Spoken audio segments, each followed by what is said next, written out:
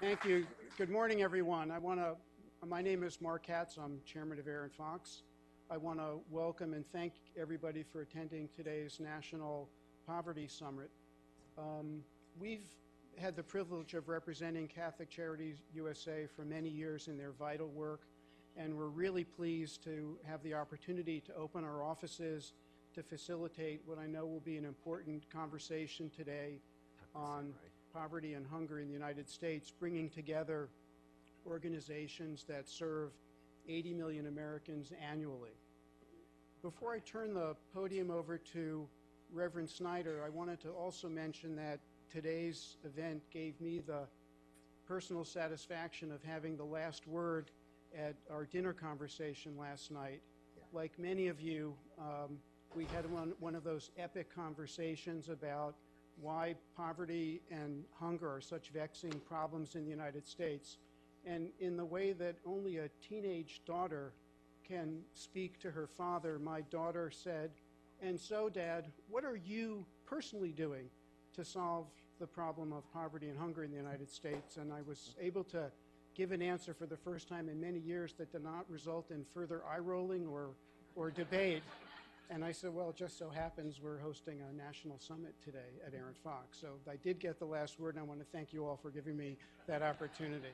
So without further ado, I'll turn the podium over to Reverend Snyder.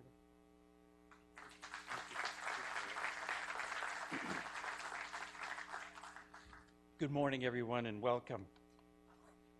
On behalf of Catholic Charities USA and all of our co-sponsoring partners of this event, it is my pleasure to welcome you to the third annual Poverty Summit. To all of you who are here with us in the room and everyone who's joining online through the webcast, I want to say a very hearty welcome.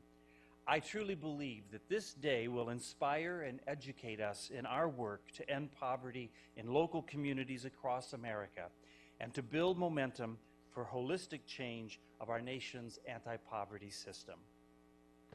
Part of my responsibilities at Catholic Charities is to represent our organization at periodic meetings at the Vatican. And as I meet my counterparts from around the world, invariably their response to me is, "But there are no poor people in America." I realize that poverty does not look the same in different parts of the world, but each person sitting in this room knows that there are, unfortunately, poor people in America. But I think we could also agree that there should be no poor people in America. As we are all well aware, 50 years ago, last January, President Lyndon Johnson stood before Congress and called on our nation to declare unconditional war on poverty. Over the past 5 decades, we have seen successes. Programs like Head Start, nutrition assistance programs, and VISTA have all contributed in some way to stabilizing those struggling just to make ends meet. And yet, as we stand here in 2014, the official poverty rate stands at 16% of our population, just a few percentage points below where it was when the war on poverty was declared in 1964. Obviously, we have much work before us. The unacceptable reality of 46 million Americans struggling to provide food or stable housing for themselves and their families should inspire every one of us to rethink our assumptions and pursue untraditional methods to solving the problem of poverty in our nation. That's why, during this 50th anniversary of the War on Poverty, Catholic Charities USA and our partner organizations have embarked on a year of action to educate, innovate, and act, to pursue and promote new solutions to the moral crisis of poverty in America. This third annual National Poverty Summit is a chance for us to come together to hear from the leaders of the present and the visionaries of tomorrow. It's an opportunity for us to come away with a better understanding of the challenges and possible answers as we pursue systemic reform. And this summit will provide us with a tangible opportunity to learn about the ongoing efforts being spearheaded by our partners and to join forces to support each other's poverty reduction initiatives. At the beginning of the year, each of our partner organizations agreed to a set of principles to promote throughout this year. We pledged, first of all, to educate the public about the everyday challenges facing the more than 46 million people living in poverty in America today, to innovate solutions to poverty and highlight them by connecting local practitioners with national leaders, and to act to reduce poverty in communities across this country using newfound knowledge and techniques. This gathering is a chance to continue these efforts. This morning, I'm very excited to hear from a leader in the fight for equality and justice, Representative James Clyburn, and from Mark Shriver, whose dad, Sargent, was a constant presence in the fight for opportunity for all throughout his life. We will be joined by Representatives Richard Hudson and Jim McGovern, two members of Congress who will share the stage for a bipartisan conversation about bringing our anti-poverty efforts into the 21st century. After lunch, a panel of executive leaders from some of the nation's largest social service providers and advocacy organizations who make up this alliance will share their thoughts on transforming the system to more efficiently and effectively respond to the needs of our local communities. Throughout the day, we'll have the chance to hear the thoughts and reactions of those in the audience and watching online. Susan Dreyfus, president of the Alliance for Children and Families, will close out our time together with some reflections on her years of leadership in the movement to expand opportunity and justice, and how we can take the energy and motivation of this day into our daily work. It is my hope that events such as this become a part of the national commitment to improve the lives of those in need. Before we begin, I'd like to thank some individuals who have played a key role in ensuring that our gathering today could become a reality. Mark Katz, I thank you and your colleagues here at Arent Fox for allowing the use of your beautiful space for this day of big ideas and discussion.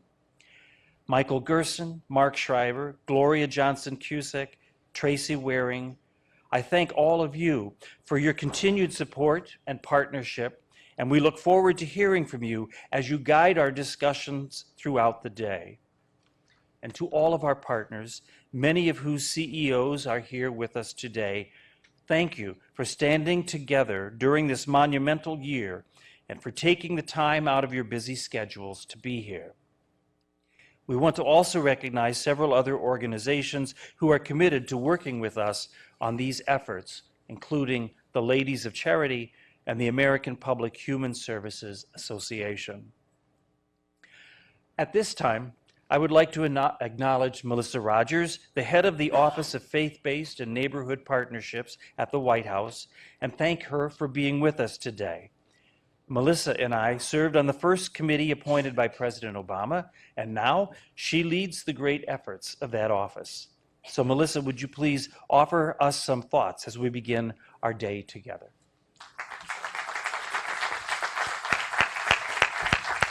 Thank you so much, Father Larry, and good morning to all of you. Good morning. It's a great honor to be here and an honor to be able to bring you greetings from our President, Barack Obama, and thanks for the very important work that you do day in and day out and that you will do today through this conference and beyond in this year of action on working on poverty. I want to thank not only Father Larry and Candy Hill at Catholic Charities for the outstanding work that Catholic Charities does in so many ways, really countless ways, but also all of you and the partners who have helped to organize this conference. It's our great privilege to be able to work with you to serve people in need. As Father Larry says, I direct the White House Office of Faith-Based and Neighborhood Partnerships, and our mission is to serve people in need by working with faith and community partners. And so that gives us this great opportunity to work with all of you to help our neighbors who are struggling. And I can't tell you what an inspiration it is every day to be able to get on the phone with you, to work with you, to serve people, and then to have these rare opportunities to sit back and reflect and think about how we might really redouble our efforts and improve the way in which we help people who so richly deserve opportunities to succeed. You know, in the last week, as you know, President Obama had the opportunity to visit with Pope Francis. And in the course of an interview about that visit, the president said, as he's often said before, that fighting poverty and creating opportunity for all are not just economic issues, they are moral issues. And we all have a responsibility to address those issues. And I know I'm preaching to the choir here this morning because all of you do this every day. But I am so grateful that we'll have the opportunity today to discuss these issues, to plan for this coming year of action. And I hope that you will catch me either today or in another place and time and let me know what we can do to work with you better to address these very important challenges that we face, because we know that when we hear from you, we learn a great deal and we can improve our partnerships and our work overall. So thank you again, Father Larry. Thank you to all who organized this conference, and best wishes for the full day. I look forward to being here for a good part of it, and I look forward to our continuing conversation and work together. Thank you.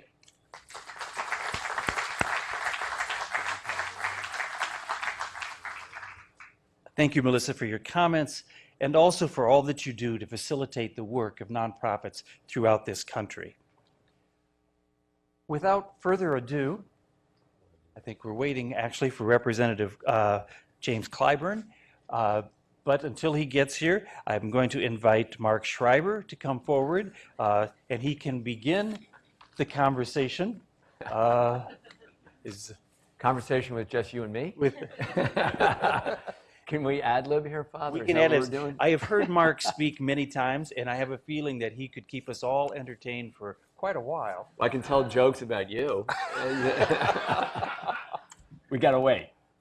I will tell one story about Father Larry. I travel a lot, right, as do you. Yes. And I was very embarrassed that on a flight from Kansas City, I came and I get upgraded because I travel so much for free, right? So I got upgraded to first class, and there I sit down in my little chair, and about 30 seconds later, I got a kick under the chair.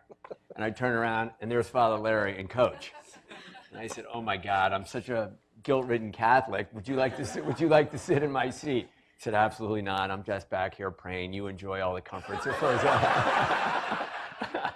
And I said, "Oh God," and I felt it sweated the entire flight back. So I have not gone to confession yet this Lent, but I will go to confession, unless this counts as confession. Well, we can ask them. It's a new Vatican. Anything else that you want to?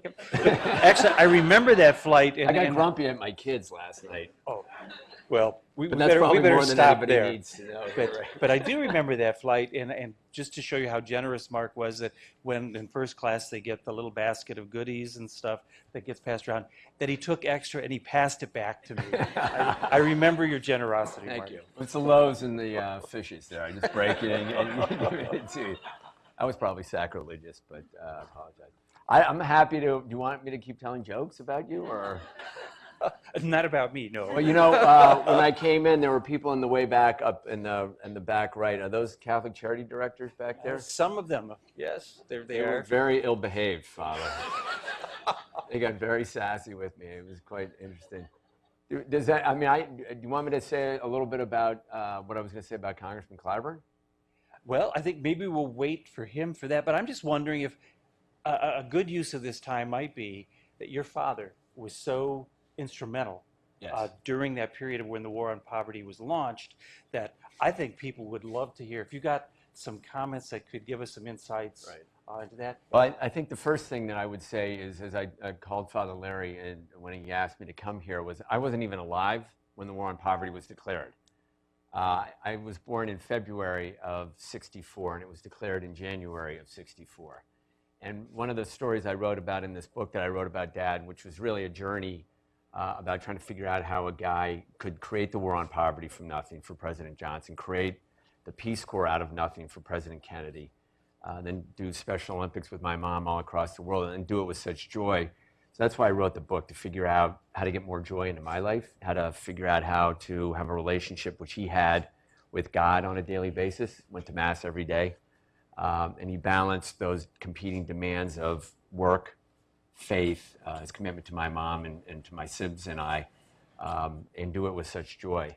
And it really took me by surprise, even though I was a history major at Holy Cross, and I was going to say this to Congressman Clyburn, I always assumed that the 60s under Kennedy and Johnson, Kennedy with his charisma, Johnson with his political maneuverings, that this was a bastion of liberalism. And I think what's really important as I read this, as I wrote this book and really reflected on it, was that the political leadership was both Democratic houses in the 60s, in the early 60s, but that they were very conservative. And the things that the war on poverty did were really, I was going to ask the congressman whether that effort was really almost doomed from the beginning, because if you think about taking federal money and giving it to poor people, or to lawyers who would then represent poor people, who would turn around and sue the government, Dad thought that was a great opportunity for people to get real justice. That's crazy, legal services. Take money directly from the federal government and bypass political leadership and the governors and the mayors and give it directly to poor people to start Head Start, so their kids could go to potentially segregated colleges, give that money directly to African Americans. That's the opportunity of education. That's Head Start. And that's almost designed for failure, if you will, because it was going directly to people to give them that opportunity. Job Corps, job training. And I really realized as I was writing this book how radical these ideas are. Mm-hmm. And how we really need to look at where we are today and maybe become a little bit more radical than we are. I work at Save the Children. I ran their U.S. programs for 11 years. We're now trying an effort to try to mobilize people to get involved in the political arena. Because I think politicians, and I've been around them my whole life, respond to money and they respond to votes. There are a few of them that do it the right thing for the right issues, and Congressman Clyburn is one of those guys. But too often, the way to make progress is to mobilize votes or to mobilize money, and I think all of us in this room, myself included, need to do a better job. And I looked at what my dad did in that time frame. It is really radical. I mean, it gets attacked now a lot by, Senator Rubio or Congressman Ryan as a top-down bureaucratic approach. It was anything but. At the same breath, folks who criticize the war on poverty also say, Head Start is disorganized and it's not great. Well, that's because it's a bottom-down approach. It's giving money directly to people all across the country in very poor communities. And they're doing the best they can. Do they want to do better? Absolutely, because we run Head Start programs. Could we do better? Absolutely. But Dad was not ever worried about failure. He was worried more about trying. I think that comes through to me a lot in this process of writing about his life. That he had a lot of hope. He had a lot of courage and a lot of audacity to propose the things that, like Head Start, legal services for the poor, Job Corps, Vista, foster grandparents, community health centers, Peace Corps. Don't you talk about a clip of where reporters put the question to your dad, do you really think you can win this war on poverty? Yeah, there's a little clip, I think it was Walter Cronkite, you're right, Father, it was, I think, 65, said, Mr. Shriver, do you really think you can, win a war against poverty? And without missing a beat, he said, yes, I do. I think a lot of people thought he was naive or crazy. I think a lot of it was grounded in his faith of the call for social justice. Jews call it tikkun olam. I mean, it's repairing the world. It's in all faiths. We're trying to make a difference for the greater community. People long for that. Mm-hmm. The Holy Spirit, whatever you want to call it, the connection with God. And I think Dad just believed that. And I think that's what gave him his joy and his energy and got him fired up every day. And he got his head beat in a lot because the things that we're talking about are pretty revolutionary. I mean, if you look at history, people with power concentrate it. They don't want to give it up. And he was giving poor people the power to have a lawyer, That pissed a lot of people off. It still does today. You know, giving poor people the right to have their little kids be educated. And, you know, and if it's a minority, a little African-American kid in Mississippi, so he could go or she could go to the University of Mississippi that was segregated in '65, that pissed a lot of people off. I'm confessing that I'm using bad words in front of a priest. And there are witnesses. Yes, there are. Unfortunately. And that guy's recording us, so that's really bad. But, you know, I think we need to be more radical in our approach. And I know Congressman Clyburn, I'm going to ask him, you know, believes that we lost the war, or we're losing the war on poverty because there's a lack of political will. That when you look at the first 4 or 5 years that Dad was in there, the poverty rates went down almost 30%. And then Vietnam took over. So it's not that we can't win the war on poverty. I think he's absolutely right. We can. We just got to get the political chutzpah, the political connections and the political muscle to do it. Now I have nothing else to say when Clyburn comes here. So we're back to jokes. I don't know if anybody agrees with that, whether maybe folks, I saw my friend Scott Hatch, who's a big Republican, maybe he thinks we need to do the exact opposite. I see him in the back now, about, you know, whether another second war on poverty is a good idea. But to me, it is a recommitment. We got to do it differently and creatively. I think if my father were alive today and thought that Head Start was running the same way as when he started in '65, he'd be upset. Same with Job Corps. If there were no new ideas, he'd be upset because you constantly got to innovate. You constantly got to do better. That's a huge piece of what we're trying to do, I think, in our efforts, but especially in the conference here, is to get the word innovation out. I look at nonprofits, and we're kind of the worker bees for a lot of these programs, but we're also the people who over the last 50 years have brought in much innovation. But I think as we look at the future, that maybe we need a way to look at the needs of today through the lens of innovation again. Well, I think innovation is critically important, but I think the thing when people talk about the war on poverty, the office that Dad ran and the act itself that Johnson introduced was the Office of Economic Opportunity. Mm-hmm. It wasn't the Office of Government Handouts.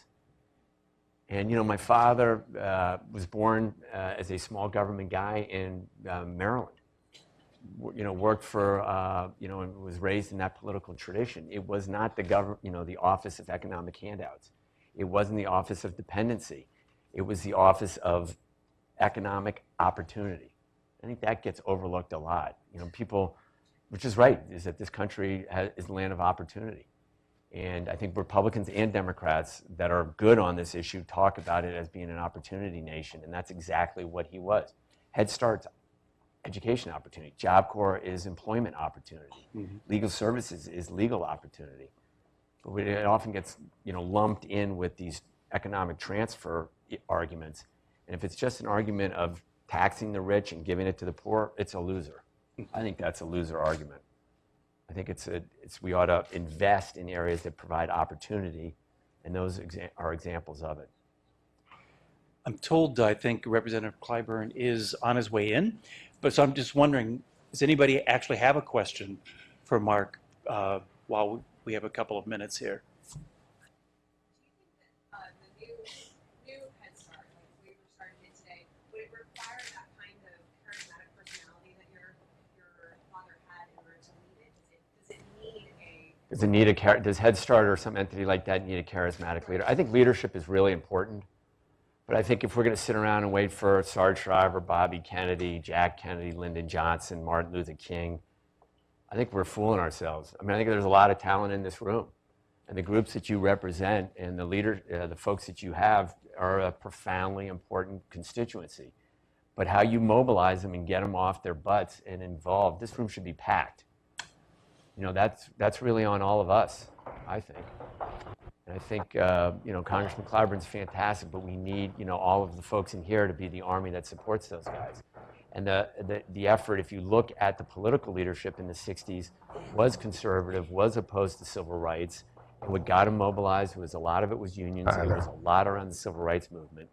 And it was a lot around people putting pressure on politicians to do the right thing. Hey, how are you? I'm great. How are you? It's the voice of God. And with that, Congressman Clyburn. Hey, man. How are you? Good to see you. Thank you. Congressman Larry Snyder, Hey, thank you how so are much you? for being here with us today. Thanks for having me. Very We good. have We're up here, a Congressman. couple of chairs here, Okay. and the conversation can begin. There you Very go. good. We're already finished, Congressman. Oh, that's good. I got here just in time, huh? Yeah, excellent. Absolutely. Thank you for doing this. Thanks for having me. We just spent a little time with Father Larry, Congressman, and I got to say, which I kind of alluded to in a slightly humor fashion, that you and Congressman and Father Larry are absolutely terrific role models. I mean, seriously, the commitment that you all have to faith and to family and to the society is just truly important. You know, I mentioned, Congressman, before you got here, that I wasn't even born when Lyndon Johnson declared the war on poverty in January of '64.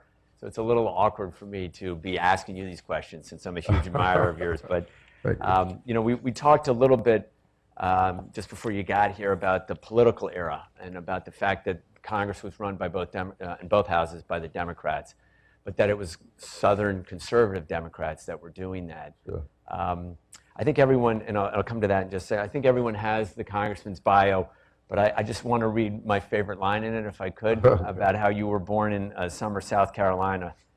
The eldest son of an activist, fundamentalist minister and an independent, civic-minded beautician, grounded him in family, faith, and public service. You were elected the head of the NAACP Youth Chapter at 12 years of age, and did so much good work on civil rights marches and demonstrations at South Carolina State College, even met his wife, Emily, in jail.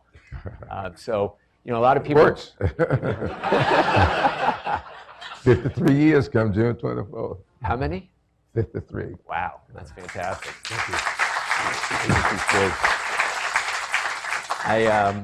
I think I've heard a lot of places to meet your wife, but jail, I think you're the only one to ever do that, so that's great. But it just shows, in all seriousness, the commitment that you made as a young kid at the age of 12 to the NAACP, to the civil rights movement. And I thought maybe you could just give us, since you know, I've only studied it in history, give us a little sense of what happened with the civil rights movement leading up to the war on poverty in '65, because you were 20, in your 20s at that point. Sure, sure. My dad always said that the war on poverty was just really hand in glove with the civil rights, and I don't know if you felt that. Absolutely. He was, you know, a government guy, and you were outside trying to create opportunity, and he was inside trying to create opportunity. So could you kind of set that stage and refresh our memory, because you lived it while I'm just studied it? Well, first of all, thank you so much for having me. I apologize a little bit for the raspy voice I have here, but this is kind of timely for me because I went up to New York on Sunday. Well, I went up Saturday night because I wanted to see the play All the Way. This is a Broadway play about Lyndon Johnson's fight for the Civil Rights Act of 1964. And I got soaking wet, and I got up the next morning, my voice was completely gone. I'm trying to get it back, so I apologize for that. But in 1964, I think that everybody was kind of celebrating the 10th anniversary of Brown versus Board of Education that was signed, or the opinion was issued on the 17th of May, 1954, just before my 14th birthday. All of us growing up at that time, Sumter, my birthplace, is just 23 miles from Summerton, where all of this started. Levi Pearson first challenged the segregated schools. Of course, technicality got him off the case, and then it became Briggs v. Elliott, which became one of the 5 cases. All of us growing up were involved in these things. I mean, I think I must have gotten up to go to the bathroom or something. I got elected president of the NAACP. I don't remember how I got elected, but they just told me that I was the president. You know, because we had youth chapters and everybody was just involved. Well, you knew that things were not quite right, and your parents, my mother just believed that the greatest person in the world was Mary McLeod Bethune. And so I was just steeped in all of this. My dad, there's a big sign on the door, "Are you registered?" And people were not allowed in our house. They would have to stay out on the porch if they were not registered. That was just the emotions involved in all of this. So I go to South Carolina State, September 1957. I'm there when those students sat in up at Greensboro on February 1, 1960. We attempted a similar demonstration on February 15th, but by the time we got down to the S.H. Crest, they had removed the tops from all the stools, and that was going to make a pretty uncomfortable sit-in. So we didn't. We organized this big march, and it was during this big march that I was arrested along with about 300 students. Now, we didn't have a co-ed jail. I was waiting to get bailed out of jail when my wife came along with other students and presented me with a hamburger, which he politely broke in half and gave me half of it. So I came very cheap. But I was so hungry and so grateful for that half hamburger, I married her 18 months later. But we were all caught in this. So I graduate college, and we're having all kinds of demonstrations. This stuff just moved into 1963, I think, was a pivotal year. Of course, it was the year that what I call the first real anti-poverty program was the Manpower Development and Training Act of 1963. Now, that was a Kennedy creation. And of course, my first job outside of the teaching school came out of that act. But I was there, we were looking at these things, and then came the speech, January 1964, declaring the war on poverty.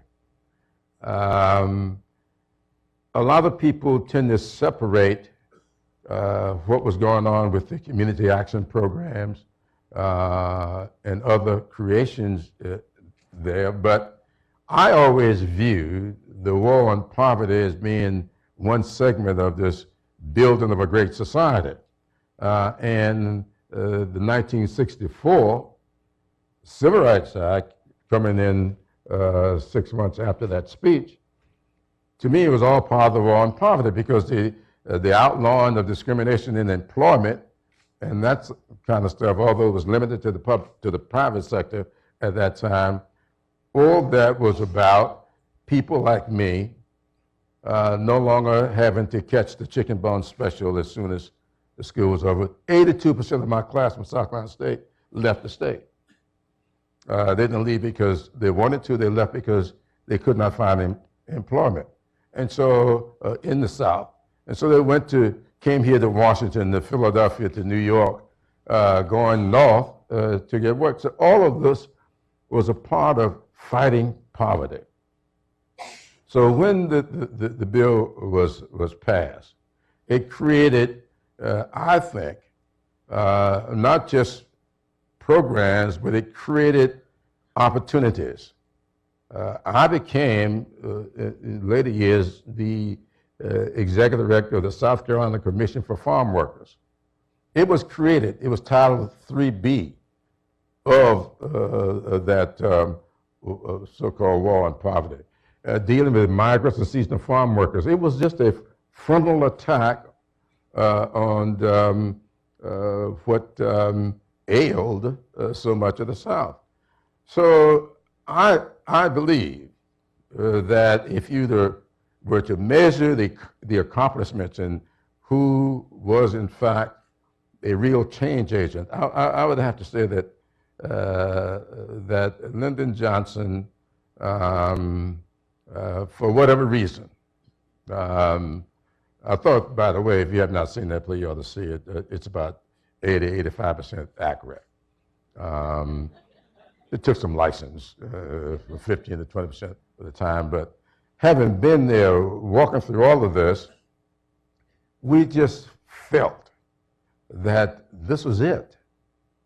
The poverty rate in the country was around 19% and growing. It provided people like me an opportunity to demonstrate that I could do more, and others like me could do more than preach, teach, and be undertakers. That was pretty much it in the South. You either be a public school teacher, or you're going to preach it, or you're going to be an undertaker. There wasn't much else if you're going to do something professionally. Other than that, you'd be like my mother, who's a beautician, and there are a lot of barbers, and those kinds of vocations. My dad didn't make a whole lot of money preaching. He was a carpenter, and he was the renovator of choice in our neighborhood. So these kinds of skilled work, but that was it, pretty much. So this war on poverty was a frontal thing, and I think that we make a mistake if we just limit it to what may or may not have happened at the community action agencies, and do not look at those other laws, do not look at the 1963, though it was not a declaration of a war on poverty, but that Manpower Development and Training Act, which was succeeded by the Comprehensive Employment and Training Act, CETA. All of these things created opportunities, allow for skills to be developed, allow for people's potentials to blossom. But for that, I don't think I ever would have gotten the opportunity to serve on a governor's staff and to sit down with John West and have him say to me that the one regret he had, this was a few years after I left, I went on to run a state agency, was the fact that he never recognized the real import of the opportunities that were created, because we were kind of pigeonholed. He never saw in me what he saw 5 or 6 years after he left office. And he always thought that his term as governor was limited, not because of, basically because he limited me. I was just breaking the color barrier. He never saw, didn't allow himself to see what was there. And I think that's what happens so much in the South, and what's happening today. The war on poverty did not fail. And for us to allow that narrative to continue, I think is a disservice to the future. The war on poverty succeeded. It succeeded greatly. In fact, poverty was almost cut in half 10 years after that war was declared. But because elections have consequences, and with subsequent elections, that's what failed. Too many people got elected who did not believe in it. It's almost like saying Social Security fails because a lot of people don't believe in it. And a lot of people that I've surveyed every day don't believe in Social Security. They don't believe in Medicare, and they will never believe in the Affordable Care Act, no matter how long it's around with us. But these are declarations of war against poverty conditions that we ought not allow these narratives to continue. Congressman, if I could ask you, you mentioned a couple of times the word opportunity. Yeah. And I think, Congressman Paul Ryan has said recently, as has Mark O. Rubio, the senator from Florida, that what happened 50 years ago was really a top-down governmental bureaucracy that took away people's initiative and left them dependent. And I said just before you got here that the office that Johnson created, which my father ran, was the Office of Economic Opportunity. So why is it that we talk about, and the narrative is accepted, that it is this entity from Washington that was top down, making people dependent. What do you say to that? Why is that happening? Why did that happen? Well, because I think, as I said, in subsequent elections, you had Ronald Reagan that created the welfare queen. Nobody's ever shown me the welfare queen. She did not exist. But she got the headlines. You got one of the things I was very interested in the play on All the Way was Factor Smith, the congressman from Virginia, who played such a critical role in trying to dilute the Civil Rights Act of 1964, also played a very critical role in the development of the food stamp program. Because the food stamp program was going along swimmingly, and you remember his attempt to dilute the Civil Rights Act was putting in sex. He thought that would make a mockery out of it. I wish he were alive today, so he could see what his insidiousness brought forth. But the food stamp coupons, that was an attempt, and he said it. If we can't stop them, at least we can shame them. And that's what the coupon was all about, to embarrass people presenting them at the counter. So these opportunities were bubbling up. I don't know where they get the stuff from that are top-down bureaucracy. The community action agencies force communities to interact with each other. It forced people who wanted these programs, be they Head Start. It forced people of different backgrounds to sit down. You had to, in fact, the Manpower Development Training Act, I worked at the Youth Opportunity Center. And they told them up front, you cannot segregate. You got to, well, they didn't say integrate, you had to desegregate. Now, I was the only black guy in the office, but it was not segregated anymore. We had two in South Carolina, one in Columbia, one in Charleston. My friend Elijah Rogers was at the one in Columbia, and I was at the one in Charleston. You're the only two African Americans at that point? Absolutely. So when that mission, when that comes out, does that cause a lot of stress and friction when you're having those discussions and you're the only? No, we were novices. No, we were. Nobody, there's nothing stressful about it. And one of the white people who was in that office with me sent my wife an email just yesterday or the day before. My wife didn't recognize the person. She didn't know. I knew. And she sent this to me because my wife is a little bit leery about getting an email. And she didn't recognize the name. And so she calls me to tell me about this name. His name was Jerry Kelly.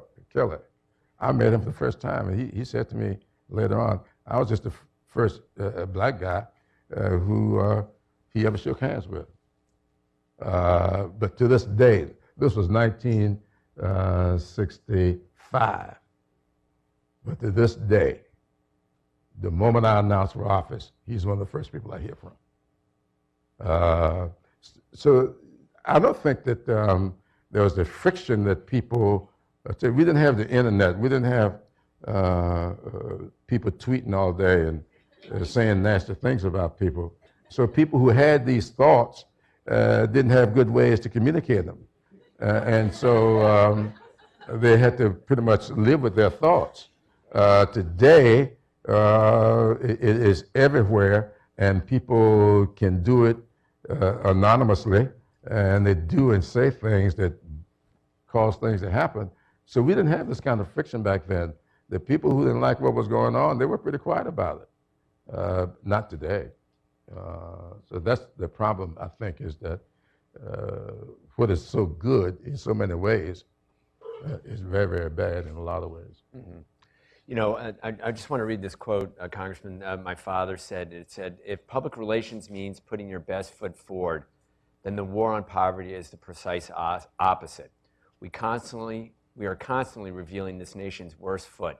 If public relations means a bomb that soothes us by smelling sweet and covering blemishes, and the war on poverty is an itching powder that keeps us scratching at the sores of our society. What he meant by that is that he was trying to reveal that there were problems in America, sure, and that there were needs in America. Father Larry, when he first started out, said that somebody said to him, they didn't realize that there were poor people in America. And I see that all the time in the work that I do at Save the Children here in the U.S., including in South Carolina, where you've been so instrumental. Do you think the idea of talking about poverty in America, whether it's phrasing it as a top-down issue or an opportunity agenda, which is what the War on Poverty really was about, the Office of Economic Opportunity, do you think it's hopeless?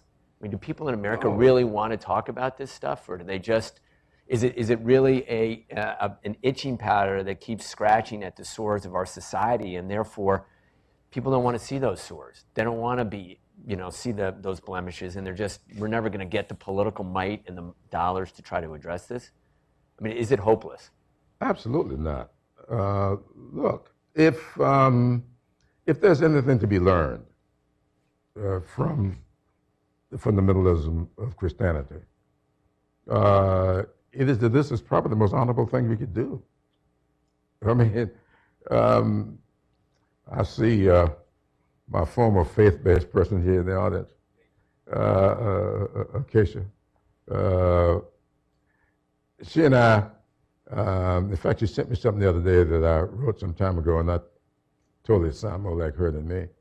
But if you look at what we're supposed to do as Christians, I was born and raised in a parsonage. My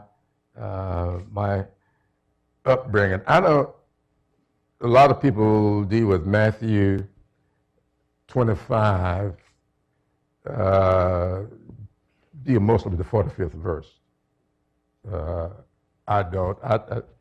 Matthew 25 to me, the real importance of Matthew 25 has to do with the parable of the talents.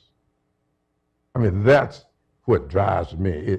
It comes a few verses up, I think somewhere around the 14th. I can't remember what the verse is now.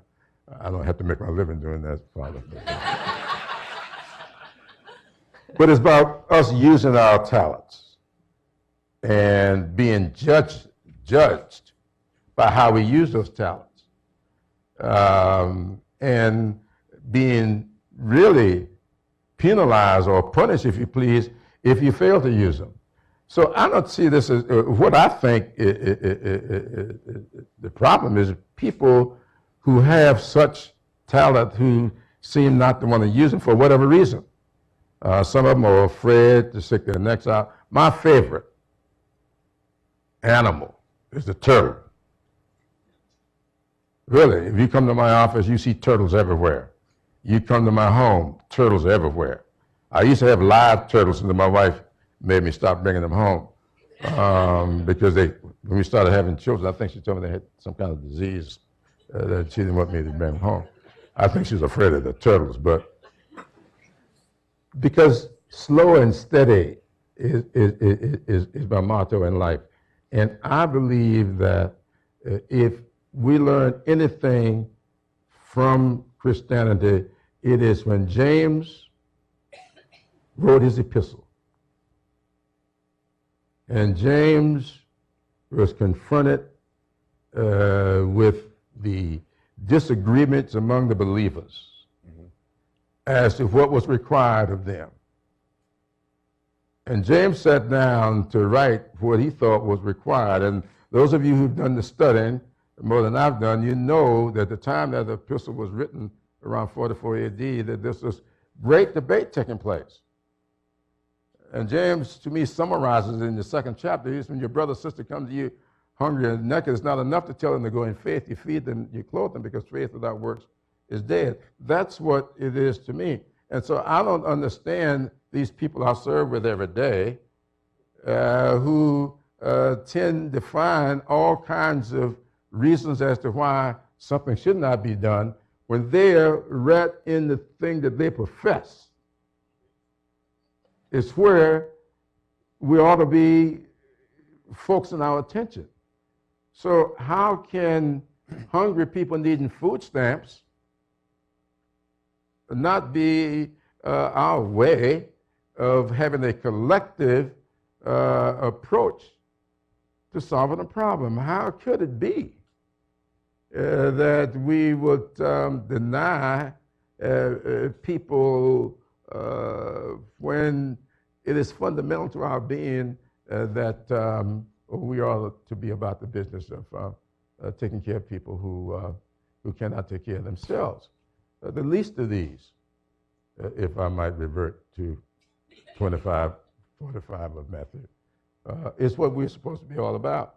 So I so appreciate what you're doing. Let me say this about the bipartisanship of this. Your first work in South Carolina was in Williamsburg County.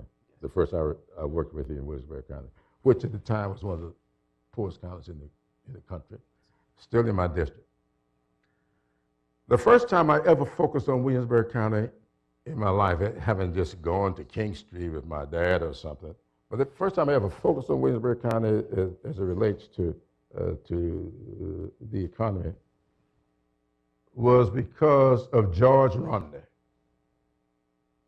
George Romney, the governor of Michigan, who took a trip to Williamsburg County after the riots after King's assassination. Now, the reason he went to Williamsburg County is because Romney, you may recall, came out of his office and went to walk the streets of Detroit to see what was it that caused these people to react this way and just burn the place down and then burn themselves out of a home. And he was walking around the streets one night, and he just walked up to these people sitting out on the stoops and asking them questions. And King Street, South Carolina, Williamsburg County kept coming up. You know, because he wanted to, well, why don't y'all leave home to come up here? Well, he didn't know about the chicken bone special, and he didn't have any experience with trying to find a summer job and having to go leave home. I got married in Patterson, New Jersey, not because I was running away from anything. It's just my wife worked every summer in New York. I worked every summer in New Jersey. The only way we were going to be able to get back in school was to earn enough money during the summer, and nobody was going to let us have a job in South Carolina. Well, there in Williamsburg County, Romney decided when he started running for president, he got Strom Thurmond to take him to King Street because he wanted to go see where those people were from that was causing so much trouble for him up in Michigan. And that's when I first found out that we don't have an urban crisis in this country. We have a failure of rural policies in this country. Because if we were to focus our resources, that's why I came up with the 10-20-30 formula, to direct 10% of the money in those areas where 20% of the more of the population been locked between beneath the poverty level for the last 30 years. Because we've done a study now, we have a 30-year study where we have found that this whole thing about the gap, wealth gap that's growing in this country comes about because over the last 30 years, we have seen the lower 20 percentile only increase in wealth at less than 18%, and the upper percentile over 60%. The upper 1%, 275%. While the middle three quintiles right at 40%. So the gap is getting wider simply because we have not focused our resources to these areas that you've been trying to focus people's attention to.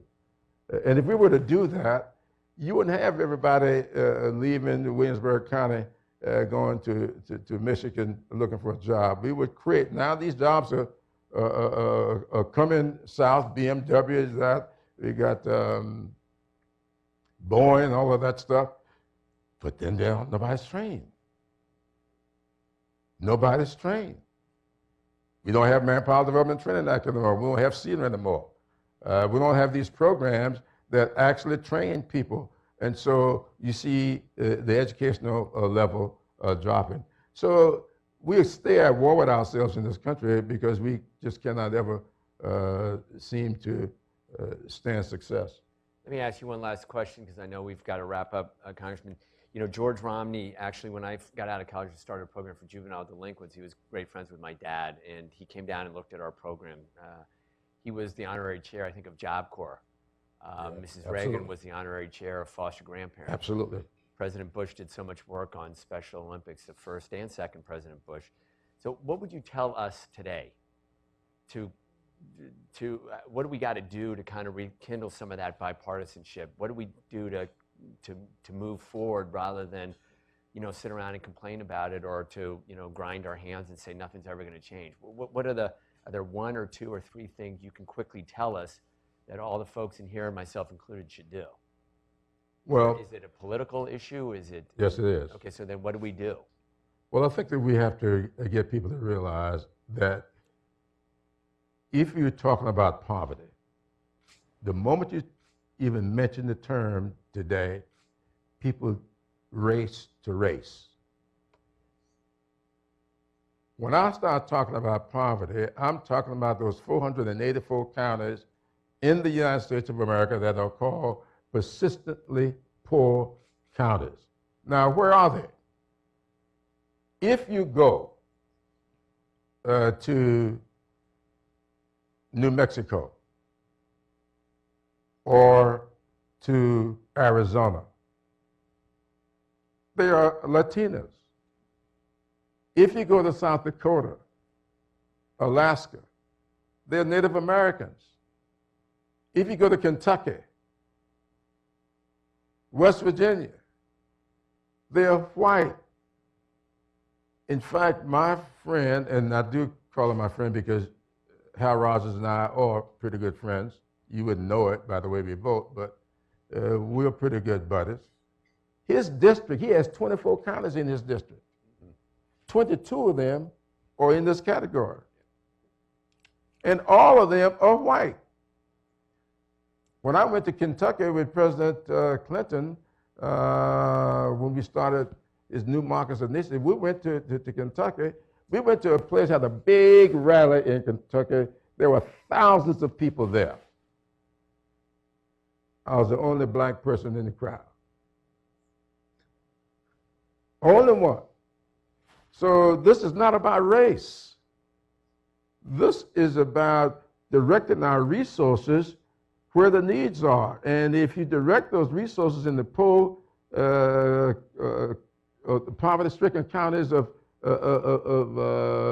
Kentucky, very few black people will be involved in that, or in Arizona, or in South Dakota, or in Alaska. You only get the black people when you come to South Carolina, Mississippi, and Alabama. Now, we are there waiting for you. Please come. But that's not where your resources will go if you're going to where the needs are. There are 484 counties in this country that fall in that category, and 2/3 of them, are non-black. So I would say to people who are interested, let's try to change this narrative, and let's see can we get people to focus on needs, and let's not let them carry the discussion every time to something that may be racially charged and bring them back to reality. Say to Joanne Emerson, who is now with the co-ops, was from Missouri. She was very good on this. In fact, she co-sponsored with me the 10-20-30. She doesn't have black folks she didn't have black folks in her district. She had poor people in her district, and she saw this, and she's now carrying this to another level. So I think that if we can get people to focus on need, I really believe that's what creates opportunities when you approach or you direct your resources to not just feeding people, but educating people. Because this 10-20-30 shouldn't just apply to rural development. That's where we've got it. Though we need good water, we need roads and bridges, we need infrastructure, we also need people to be educated, and we need people to be trained. And there's a difference. And I'll close with this. I have a real problem with us sometimes when we deal with education. I started my professional career as a public school teacher. I love teaching. I have a daughter now who, after 22 years, still teaching. She loves it. But, you know, when I was teaching school, I would have been a much happier teacher if I could have earned what the plumbers earn.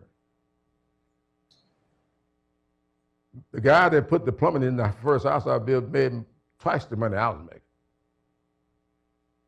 But for some strange reason, we have not directed our resources. I had the biggest fight when we were putting the stimulus package together, trying to get money. Everybody wanted to send the money to this college or that university, and because we got to educate people. I said, wait a minute.